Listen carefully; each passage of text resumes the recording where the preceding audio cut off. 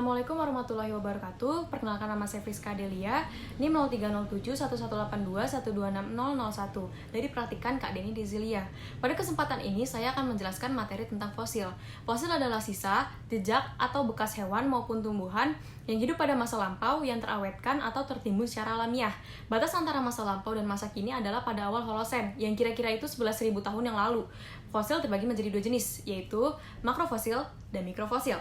Makrofosil dapat dilihat dengan mata biasa atau disebut juga dengan megaskopis, contohnya paleontologi vertebrata, seperti fosil tulang dinosaurus. Yang kedua ada mikrofosil yang hanya dapat dilihat dengan alat bantu mikroskop, yang disebut juga dengan mikroskopis, contohnya paleontologi invertebrata, seperti protozoa, coleontherata, echinodermata, porifera, dan masih banyak lagi. Untuk menjadi fosil mempunyai beberapa syarat, yaitu mempunyai bagian yang keras, tidak mengalami proses kimia, tidak dimangsa oleh binatang lain, terendapkan pada batuan berbutir halus, terawetkan dalam batuan sedimen, dan yang terakhir, terawetkan dalam waktu geologi yang mempunyai minimal 500.000 tahun yang lalu. Nah, fosil juga mempunyai jenis-jenis nih, tipenya berdasarkan tipe pengawetan. Ada dua, yaitu tak termineralisasi dan termineralisasi. Yang pertama ada tak termineralisasi, yang merupakan suatu proses pemfosilan yang fosilnya tidak berubah, di mana penyusun fosil tersebut masih asli. Contohnya adalah fosil ember, di mana hewan atau tumbuhan terjebak ke dalam resin atau getah. Yang kedua ada termineralisasi, merupakan proses pemfosilan di mana fosil sudah berubah karena material penyusun fosil tersebut sudah tidak asli lagi. Ada juga beberapa macam fosil termineralisasi, yaitu histometabasis, permineralisasi, dan replacement. Kalau histometabasis itu merupakan suatu istilah untuk fosil tumbuh-tumbuhan, terutama fosil kayu, yang molekul-molekul jaringannya terjadi pergantian total dan diisi oleh mineral-mineral asing. Sedangkan permineralisasi merupakan suatu keadaan di mana pori-pori dari shell atau tulang terisi oleh mineral-mineral yang dibawa oleh air tanah.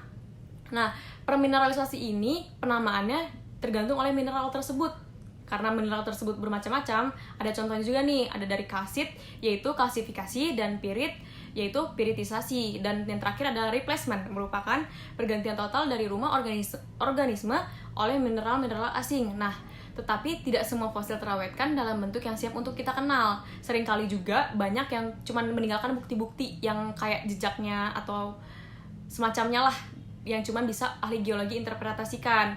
Macam-macam jejak fosil itu ada destilasi, molt dan cast, trek dan trail, dan koprolit. Yang pertama destilasi, merupakan proses pemfosilan dari tanaman dan bagian lunak dari ikan, reptil, invertebrata laut yang mengalami penguraian meninggalkan hanya karbon. Nah, yang kedua ada molt dan cast, yaitu molt merupakan bekas atau jejak yang mempunyai relief yang tinggi, sedangkan cast merupakan cetakan rongga suatu fosil yang terisi oleh material-material. Nah, yang ketiga ada trek dan trail. Trek merupakan bekas kaki atau kuku si hewan yang tersebut kemudian terawetkan, sedangkan trail ekor hewan tersebut. Nah, yang terakhir ada koprolit, merupakan sisa-sisa kotoran hewan yang terawetkan. Kotoran ini juga yang bakal ahli geologi menentukan tempat tinggal dia tuh sebelumnya di mana, makanan dia apa, dan relatif hewan tersebut ukuran relatifnya tuh apa gitu. Nah, kita kan dari tadi udah ngomongin bermacam-macam tentang fosil nih. Nah, apa aja sih kegunaan untuk mempelajari fosil ini? Yang pertama ada untuk menentukan umur relatif batuan, melakukan kolerasi, menentukan lingkungan pengendapan, dan yang terakhir adalah mengetahui paleoklimatologi. Nah, segitu saja pemaparan materi fosil dari saya. Kurang lebihnya mohon maaf. Wassalamualaikum warahmatullahi wabarakatuh. Terima kasih.